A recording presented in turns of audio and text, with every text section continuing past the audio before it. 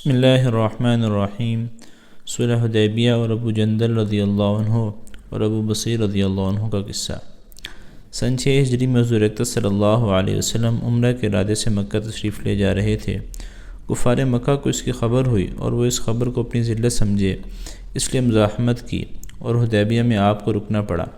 جانثار صحابہ رضی اللہ عنہم ساتھ تھے، جو حضور صلی اللہ علیہ وسلم پر جان قربان کرنا فخر سمجھتے تھے، لڑنے کو تیار ہو گئے، مگر حضور صلی اللہ علیہ وسلم نے مکہ والوں کی خاطر سے لڑنے کا ارادہ نہیں فرمایا اور صلح کی کوشش کی، اور باوجود صحابہ رضی اللہ عنہ کی لڑائی پر مستعدی اور بہادری کے، حضور اکرم صلی اللہ علیہ وسلم نے کفار کی اس قدر رعایت فرمائی کہ ان کی ہر شرط کو قبول فرما لیا۔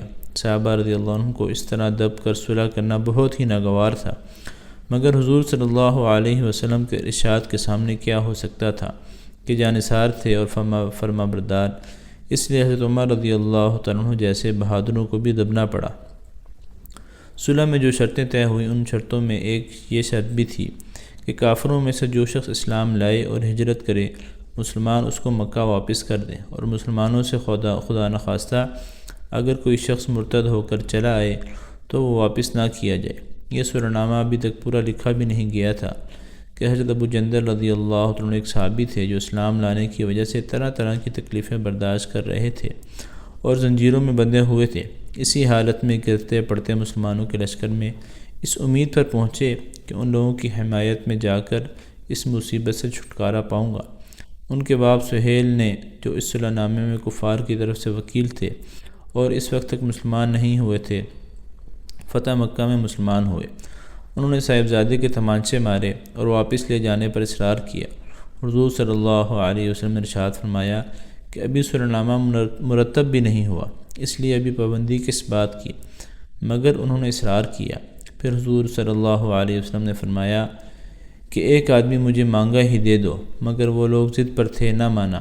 ابو جندل رضی اللہ عنہ نے مسلمانوں کو پکار کر فریاد بھی کی کہ میں مسلمان ہو کر آیا اور کتنی مصیبتیں اٹھا چکا، اب واپس کیا جا رہا ہوں۔ اس وقت مسلمانوں کے دلوں پر جو گزری ہوگی اللہ ہی کو معلوم ہے، مگر حضور صلی اللہ علیہ وسلم کے ارشاد سے واپس ہوئے۔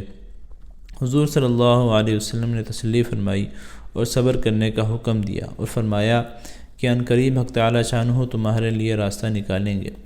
صلح نامہ کے مکمل ہو جانے کے بعد ایک دوسرے صحابی ابو بصیر رضی اللہ عنہ بھی مسلمان ہو کر مدینہ منورہ پہنچے۔ کفار نے ان کو بھی واپس بلانے کے لیے 2 آدمی بھیجے۔ حضور اکرم صلی اللہ علیہ وسلم نے حسب وعدہ واپس فرما دیا۔ ابو بصیر رضی اللہ عنہ نے عرض بھی کیا کہ یا رسول اللہ، میں مسلمان ہو کر آیا، آپ مجھے کفار کے پنجے میں پھر بھیجتے ہیں۔ آپ صلی اللہ علیہ وسلم نے ان سے بھی صبر کرنے کو ارشاد فرمایا اور فرمایا کہ انشاءاللہ عنقریب تمہارے واسطے راستے کھلیں گے۔ یہ صحابی رضی اللہ عنہ ان دونوں کافروں کے ساتھ واپس ہوئے۔ راستے میں ان میں سے ایک سے کہنے لگے کہ یار، تیری یہ تلوار تو بڑی نفیس معلوم ہوتی ہے، شیخی باز آدمی ذرا سی بات سے پھول ہی جاتا ہے۔ وہ نیام سے تلوار نکال کر کہنے لگا کہ ہاں، میں نے بہت سے لوگوں پر اس کا تجربہ کیا ہے۔ یہ کہہ کر تلوار ان کے حوالے کر دی، انہوں نے اسی پر اس کا تجربہ کیا۔ دوسرا ساتھی یہ دیکھ کر کہ ایک کو تو نمٹا دیا، میرا نمبر ہے، بھاگا ہوا مدینہ آیا اور حضور صلی اللہ علیہ وسلم کی خدمت میں حاضر ہو کر عرض کیا کہ میرا ساتھی مر چکا ہے، اب میرا نمبر ہے۔ اس کے بعد ابو بصیر رضی اللہ عنہ پہنچے اور عرض کیا یا رسول اللہ، آپ اپنا وعدہ پورا فرما چکے کہ مجھے واپس کر دیا، اور مجھ سے کوئی عہد ان لوگوں کا نہیں ہے جس کی ذمہ داری ہو، وہ مجھے میرے دین سے ہٹاتے ہیں، اس لیے میں نے یہ کیا۔ حضور صلی اللہ علیہ وسلم نے فرمایا کہ لڑائی بھڑکانے والا ہے، کاش کوئی اس کا معین و مددگار ہوتا۔ وہ اس کلام سے سمجھ گئے کہ اب بھی اگر کوئی میری طرف میں آئے گا تو میں واپس کر دیا جاؤں گا، اس لیے وہ وہاں سے چل کر سمندر کے کنارے ایک جگہ آ پڑے۔ مکہ والوں کو اس قصے کا حال معلوم ہوا تو ابو جندل رضی اللہ عنہ بھی، جن کا قصہ پہلے گزرا، چھپ کر وہیں پہنچ گئے۔ اسی طرح جو شخص مسلمان ہوتا وہ ان کے ساتھ جا ملتا۔ چند روز میں یہ ایک مختصر سی جماعت ہو گئی۔ جنگل میں جہاں نہ کھانے کا کوئی انتظام، نہ وہاں باغات اور آبادیاں، اس لیے ان لوگوں پر جو گزرتی ہوگی وہ تو اللہ ہی کو معلوم ہے، مگر جن ظالموں کے ظلم سے پریشان ہو کر یہ لوگ بھاگتے تھے، ان کا ناطقہ بند کر دیا۔ جو قافلہ ادھر کو جاتا اس سے مقابلہ کرتے اور لڑتے، حتیٰ کہ کفار مکہ نے پریشان ہو کر حضور صلی اللہ علیہ وسلم کی خدمت میں عاجزی اور منت کر کے اللہ کا اور رشتہ داری کا واسطہ دے کر آدمی بھیجا کہ اس بے سری جماعت کو آپ اپنے پاس بلا لیں کہ یہ معاہدے میں تو داخل ہو جائیں اور ہمارے لیے آنے جانے کا راستہ کھلے۔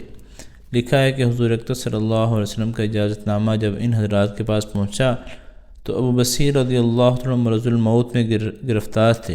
حضور صلی اللہ علیہ وسلم کا وعدہ ہاتھ میں تھا کہ اسی حالت میں انتقال فرمایا رضی اللہ عنہ وارضاہ۔